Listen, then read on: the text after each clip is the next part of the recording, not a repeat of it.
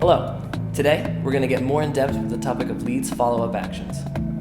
So as I explained earlier, MLeads allows you to predefine follow-up actions that you need to take with your prospects.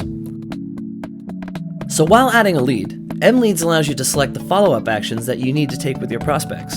So once you select the item here, MLeads automatically creates the task that you need to take for this lead.